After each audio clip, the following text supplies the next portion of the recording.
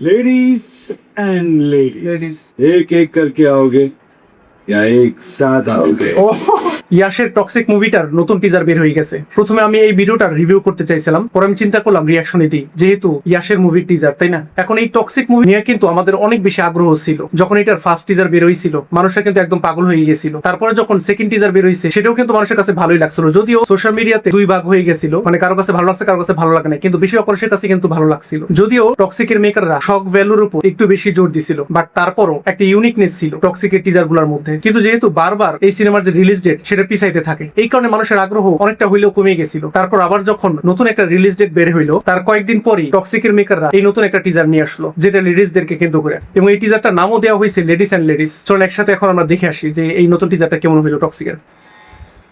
প্রথমেই warning, kids stay away, parents make sure your kids stay away, grandparents make sure your kids. Oh my God, কি অবস্থা!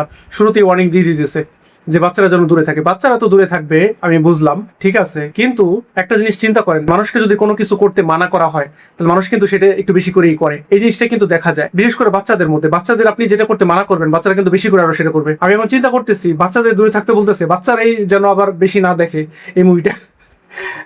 যাই হোক আর কি, great grandparents at your own risk. ও রে রে, তার মানে গ্রেট গ্র্যান্ড প্যারেন্টসদের বলতেছে আপনাদের নিজেদের রিস্ক নিয়ে দেখেন। কিন্তু কথা হলো গ্রেট গ্র্যান্ড প্যারেন্টস যারা, তারা কি বাইচে আছে? ও লোকেশনটা দারুন। ও কেয়ারা দুই না, এটা সম্ভবত হলো তাবাহি একটা সং বের হয়েছিল, যদিও ওইটার অডিও জাস্ট বের হয়েছিল, ভিডিওটা কিন্তু বের হয়নি। সম্ভবত হলো সেই গানেরই হলো সিনারি। ও এটা কি? এটা হলো কে, কিয়ারা আদভানি নাকি তারা সুতারিয়া? কিছুটা কিয়ারা আদভানির মতন মনে হইতেছে। Monsters of women. ও কি সিনারি? ও It is a beautiful illusion. এই সিনারিটা ভালো। ও ব্লাস্টের সিনারিটা দুর্দান্ত ছিল।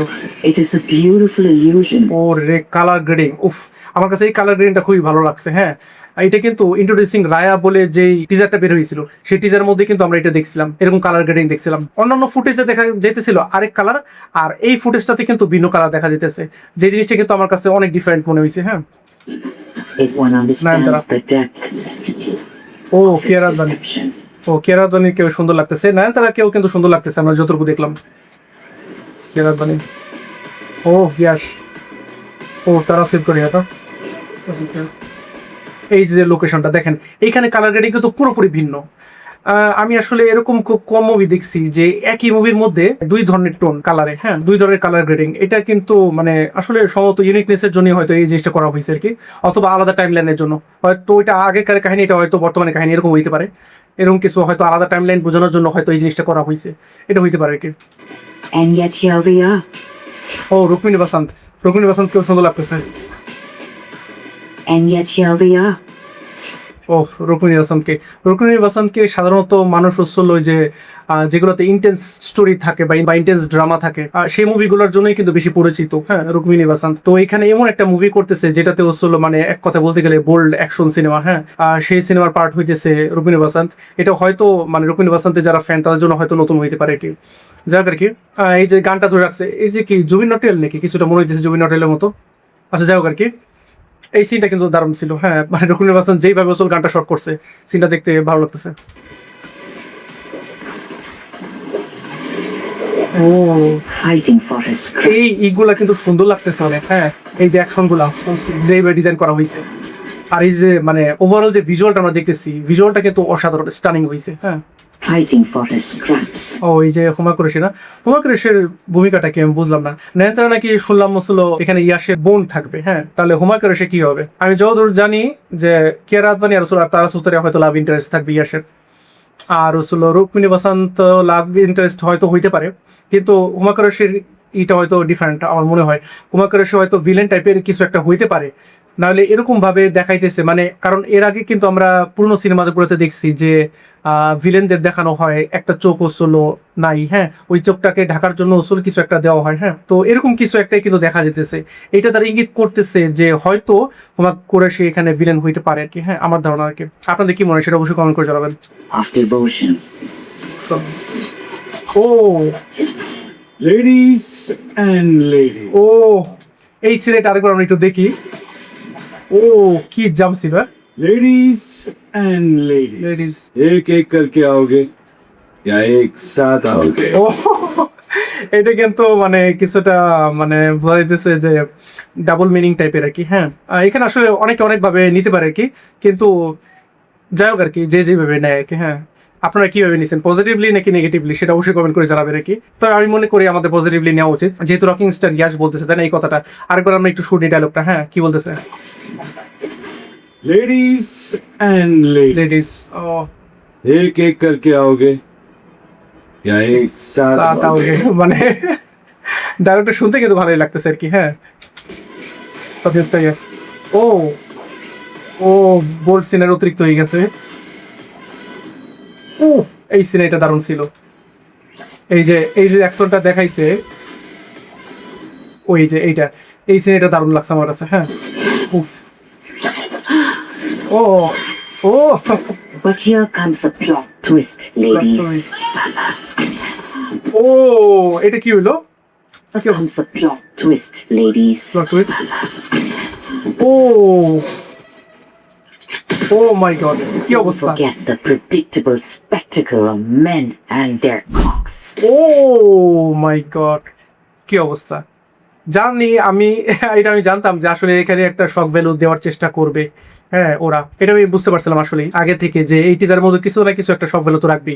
কারণ এর আগে যতগুলো টিজার আমরা দেখছি কিছু না কিছু শক ভ্যালু ছিল। হ্যাঁ, হয় হলো ডায়লগের দ্বারা বা ভিজুয়ালের দ্বারা বা বোল্ড সিনের দ্বারা। হ্যাঁ, তো এখানে কিন্তু এই ডায়লগটার মধ্যে আমরা আসলেই বুঝতে পারতেছি যে ডাবল মিনিং টাইপের কিছু, বা ডাবল মিনিংও না, আসলে সরাসরি বলে দিতেছে মেন অ্যান্ড ওই শব্দটা আর কি। যাই হোক আর কি,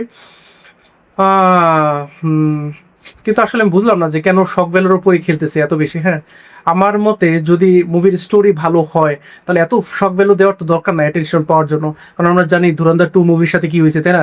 ধুরন্ধর 2 প্লটটা এতটাই স্ট্রং ছিল যে মানুষের মুখোমুখি ছিল ধুরন্ধর 2 কথা। তাহলে এখন এই ধুরন্ধর 2 এতটা সাকসেসফুল হয়েছে কি কারণে? প্লটের জন্য, স্টোরির জন্য, তাই না। স্টোরির মধ্যে যে ইউনিকনেস ছিল সেই জিনিসটার জন্য। এখন মানুষকে শক ভ্যালু দেওয়া তো আসলে দর্শকদের তো বর্তমান যুগে আনা আমার মনে হয় না খুব বেশি একটা বুদ্ধিমানের কাজ হবে, যেটা টক্সিকের মেকাররা করতেছে তাই না। এখন দেখা যাক আসলে কি হয় বিষয়টা। এরা তো আসলে শক ভ্যালুর ওপরই খেলতেছে। হ্যাঁ, এখানে যে অ্যাকশন সিনারিগুলো আমরা দেখতে পাচ্ছি সেটা ভালোই লাগতেছে, খারাপ না। দু একটা অ্যাকশন সিনারি দেখতে একটু দুর্বল লাগতেছে, একটু অ্যাভারেজ লাগতেছে।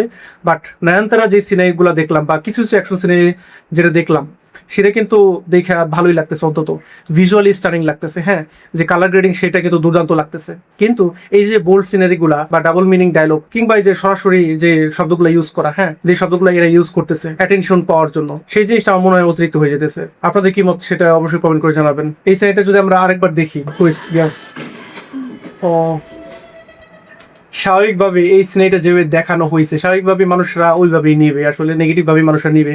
এই কারণেই মানে সোশ্যাল মিডিয়াতে আমি দেখতেছিলাম যে মানুষরা নেগেটিভিটি করতেছে, বিশেষ করে এই সিনেমাটাকে কেন্দ্র করে। কি অবস্থা! Don't forget the predictable spectacle of men and their